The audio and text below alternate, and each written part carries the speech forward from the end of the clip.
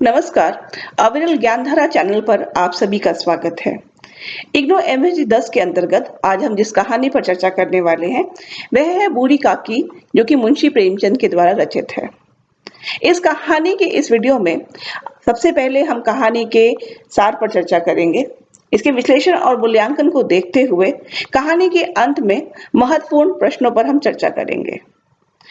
Video को अंत तक देखें और अपने बहुमूल्य विचार आप चाहे तो कमेंट बॉक्स में डाल सकते हैं।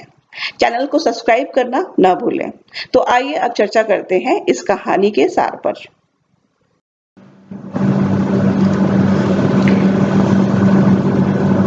प्रेमचंद का कथा सागर बहुरंगी तथा कथा वस्तु की विविधता से युक्त है, जिसके अंतर्गत उन्होंने सेवा सदन, प्रेमाश्रम, रंगभूमि, गबन तथा गोदान जैसे महत्वपूर्ण उपन्यासों के अतिरिक्त नाटक, निबंध, अनुवाद, बाल साहित्य, पत्र एवं लेखों की भी रचना की है।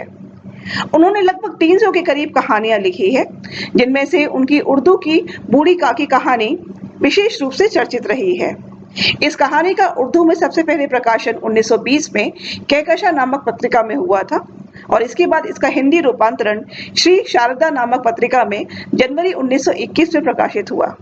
यह कहानी भारतीय नारी की विविधता के साथ ही उसकी नियति को भी रेखांकित करती है।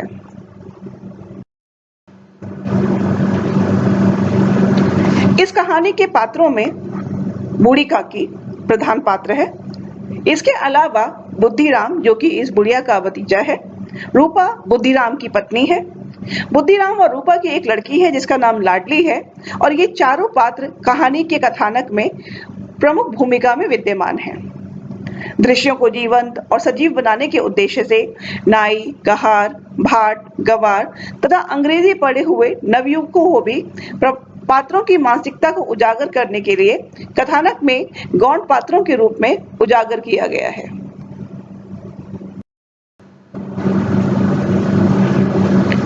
कहानी की कथा वस्तु को अगर हम देखें तो इस कथा वस्तु में अनाम विधवा ब्राह्मणी के रूप में बूढ़ी काकी के जीवन का चित्रण किया गया है, जो अपने युवा संतानों तथा पति को खोने के बाद बुढ़ापे में सहारे की आशा से 150-200 रुपए वार्षिक आय वाली संपत्ति को अपने भतीजे बुद्धिराम के नाम लिख देती है।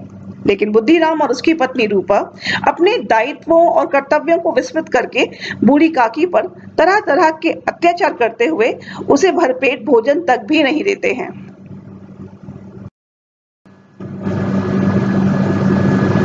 अपने माता पिता के अनुरूप ही बुद्धिराम और रूपा के दोनों लड़के भी बूढ़ी काकी को परेशान करते रहते हैं, जबकि छोटी लड़की लाडली बूढ़ी काकी का पक्ष लेते हुए उसे प्रेम भी बहुत करती है। बूढ़ी काकी अपने ऊपर किए जाने वाले अत्याचारों से तंग होकर केवल रो सकती थी, क्योंकि उसके पास कोई और अन्य विकल्प ही नहीं था। एक बार बुद्धिराम के बड़े पुत्र मुखराम का तिलक उत्सव होता है। बूढ़ी काकी को यह आशा होती है कि भाई आज तो उसे भरपेट भोजन और स्वादिष्ट चीजें खाने को मिलेंगी। उस भूख से व्याकुल तथा आंखों व हाथों पैरों से लाचार वृद्धा को अपनी बालकों जैसी आतुरता के कारण रूपा और बुद्धिराम से अपमानित होना पड़ता है।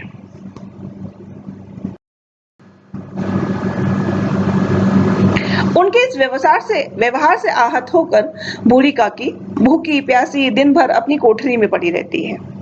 देर रात सब लोगों के जाने के बाद लाडली अपने हिस्से की पूड़ियां वृद्धा के पास खाने के लिए ले आती है। बूढ़ी काकी ग्लानि व निराशा व भूख से तड़प रही होती है। लाडली द्वारा लाई गई पूड़ियों से वृद्धा की भूख शांति नहीं हो पाती है।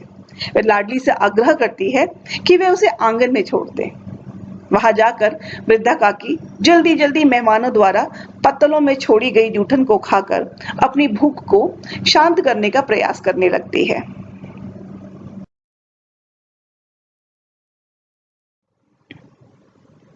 उसी समय रूपा की आंख खुल जाती है और आंगन में इस मार्मिक दृश्य को देखकर रूपा का हृदय शोक, करुणा व पाप का भागी बनने के भय से कांप उठता है। इसी क्षण उसका हृदय परिवर्तित होता है और वह अपने अपराधों के लिए बूढ़ी काकी से क्षमा याचना करती हुई उनके लिए जाकर आदरपूर्वक भोजन लेकर आती है। रूपा भोजन लाकर बूढ़ी काकी से भोजन को ग्रहण करने के लिए बार बार आग्रह करती है और इसी के साथ कहानी का अंत हो जाता है। बूढ़ी काकी पाठ एक ऐसी कहानी है जो कि अपने साथ बहुत ही महत्वपूर्ण प्रश्नों की चर्चा करती है। आइए देखते हैं इस पर आधारित कुछ महत्वपूर्ण प्रश्न।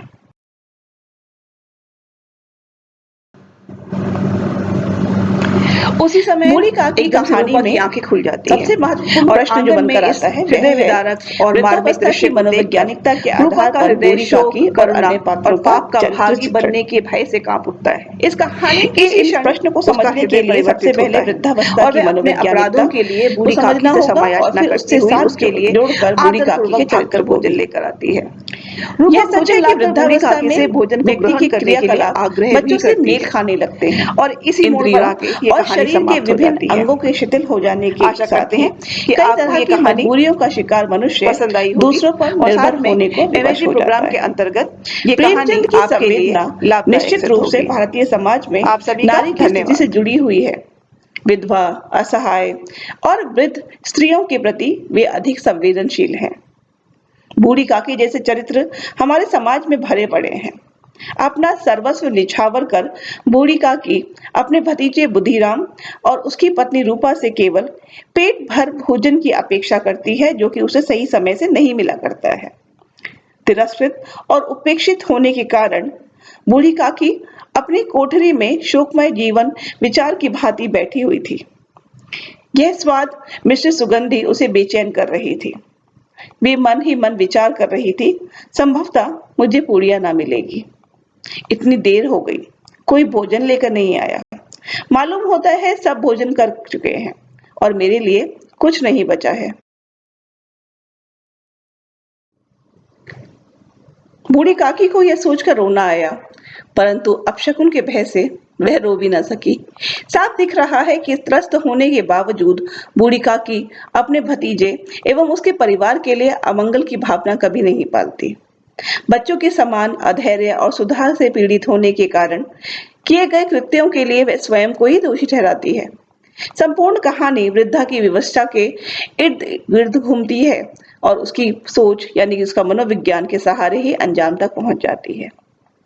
अगर हम अन्य पात्रों की मनोवैज्ञानिकता की ओर देखें तो बूढ़ी काकी कहानी में 4 ऐसे पात्र हैं जिनकी प्रमुख भूमिकाएं हैं। एक स्वयं बूढ़ी काकी, उसके बाद उनका भतीजा बुद्धिराम, उसकी पत्नी रूपा और उनकी छोटी बेटी रूपा। दृश्यों को सजीव और यथार्थ बनाने हेतु अनेक व्यक्तियों जैसे कि नाई, कहार, भाट, अंग्रेजी पढ़े हुए कुछ नवयुवक, गवार आदि को कैनवस पर उतारा गया है तथा इन्हीं के सहारे मुख्य पात्रों की मानसिकता को उजागर किया गया है। कहानी में बुद्धिराम का चरित्र स्वार्थ की पराकाष्ठा की जीती जागती मिसाल के रूप में बुद्धिराम के चरित्र के माध्यम से उनके जैसे लोगों के मनोविज्ञान को प्रेमचंद ने इन शब्दों में समझाते हुए नजर आए हैं। बुद्धिराम को कभी कभी अपने अत्याचार का खेद होता था। विचारते कि इसी संपत्ति के कारण मैं इस समय भला मानुष बना बैठा हूँ।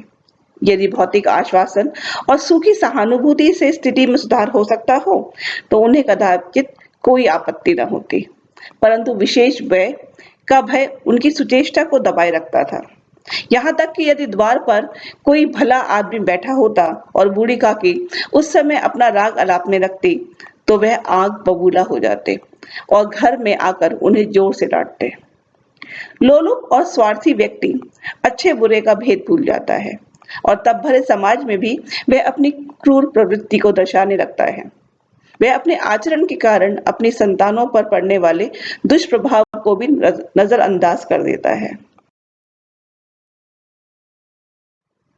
कहानी में रूपा, जो कि बुद्धिराम की पत्नी है, रूपा भी अपने पति के पद चिन्हों पर चलती है। वह भी काकी की कृपा और वृद्धावस्था को भूलकर खुदगर्जी पर उतर आती है। पुरुषों की अपेक्षा स्त्रियां जबकि अधिक धार्मिक, भीरू और ईश्वर से डरने वाली होती है। ये चीजें रूपा के स्वभाव में भी नजर आती है। रूपा स्वभाव से तीव्र भले ही है किंतु ईश्वर से डरती है, इसलिए बूढ़ी काकी को रूपा की तीव्रता इतनी खलती नहीं है जितनी कि बुद्धिराम की भलमनसाहट। जब रूपा अपनी चचेरी सास को झूठे पत्तलों के बीच बीच बीन कर पूड़ियां को टुकड़े खाते हुए देखती है तो यह बिंब कहानी के अंतर्द्वंद के साथ साथ प्रेमचंद के मनोवैज्ञानिक वर्णन को उत्कर्ष पे पहुंचा देता है एवं कहानी को समापन की ओर मोड़ देता है। यह वह दृश्य था जिसे देखकर देखने वालों की हृदय कांप उठते हैं। ऐसा प्रतीत होता है कि मानो जमीन रुक गई हो या आसमान चक्कर खा रहा हो। संसार पर कोई आपत्ति आने वाली है। रूपा को क्रोध न आया। शोक के सम्मुख क्रोध कहाँ? करुणा और भय से उसकी आंखें भर आई। इस अधर्म का भागी कौन? रूपा अपने अंतर मन तक हिल जाती है और इसीलिए उसने सच्चे हृदय से गगन मंडल की ओर हाथ उठाकर कहा, परमात्मा, मेरे बच्चों पर दया करो। इस अधर्म का दंड मुझे मत दो, नहीं तो मेरा सत्यानाश हो जाएगा।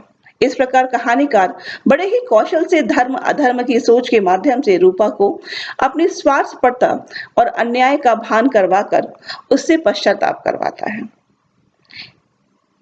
कहानी में रूपा और बुद्धिराम तथा बूढ़ी काकी के चरित्र के अलावा जो सबसे महत्वपूर्ण चरित्र निकल कर आता है वो है लाडली का चरित्र। अगर हम दूसरे शब्दों में कहें तो प्रश्न यह भी उठकर आता है कि क्या लाडली के अभाव में यह कहानी अधूरी रह जाती? लाडली के बिना कहानी का उद्देश्य सही में अधूरा ही रह जाता।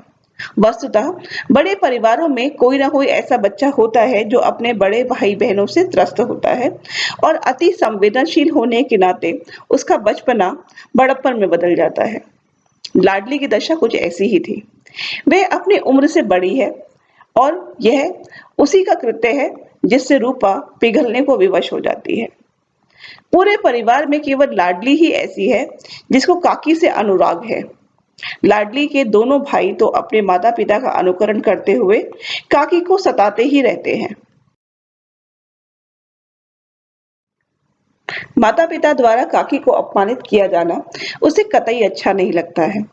काकी के लिए पिटारी में अपने हिस्से की पूड़ियां रखना, माँ बाप से भय खाना, रात में काकी के पास जाते हुए सामने की नीम पर हनुमान जी की कल्पना कर डरना और भूलापन बाल मनोविज्ञान के बिंब है जिन्हें कथाकार ने यथास्थान रूपायित किया है। और इन्हीं चरित्रों के साथ इस कहानी का समापन है। जो भी लोग इस चैनल पर नए हैं वो चाहें तो लेटेस्ट अपडेट के लिए हमारे चैनल अविरल ज्ञान धारा को सब्सक्राइब कर सकते हैं। धन्यवाद।